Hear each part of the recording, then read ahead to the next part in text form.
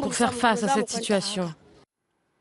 Direction le Cameroun, après 6 ans de fermeture pour rénovation, le musée national, ancien palais présidentiel du premier chef d'État après l'indépendance Amadou Ahidjo, accueille à nouveau le public. C'est un reportage de Coraline Molinet.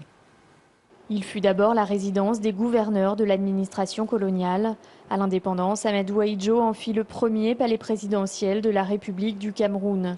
Aujourd'hui transformé en musée, le bâtiment entièrement rénové propose au public une plongée dans l'histoire contemporaine du pays. C'est un lieu chargé d'histoire et de mémoire pour beaucoup de Camerounais. C'est le bâtiment même qui représente le début de notre pays, ses origines et les premières institutions de notre pays véritablement.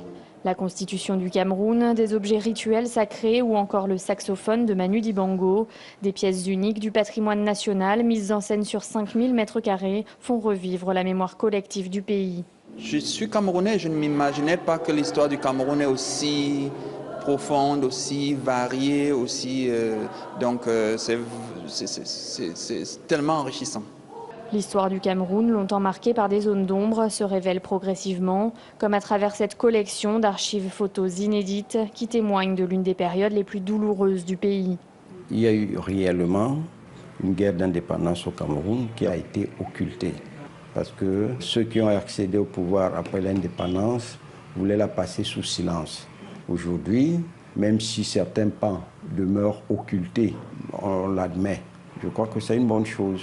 Réconcilier les Camerounais avec leur héritage national, mais aussi les mobiliser pour soutenir le développement culturel. Tels étaient les objectifs d'une grande soirée d'inauguration du musée. C'était l'occasion de sensibiliser et les Camerounais et le monde international qu'il se passe quelque chose ici, et aussi de dire quel espace aussi donner à l'Afrique dans le monde et dans l'avenir. Voilà aussi ce que nous essayons de transmettre au monde entier. Alors que la culture reste le parent pauvre des actions de l'État, la réouverture du musée national s'est présentée comme le lancement d'une politique de renouveau culturel au Cameroun. Et avant de nous quitter,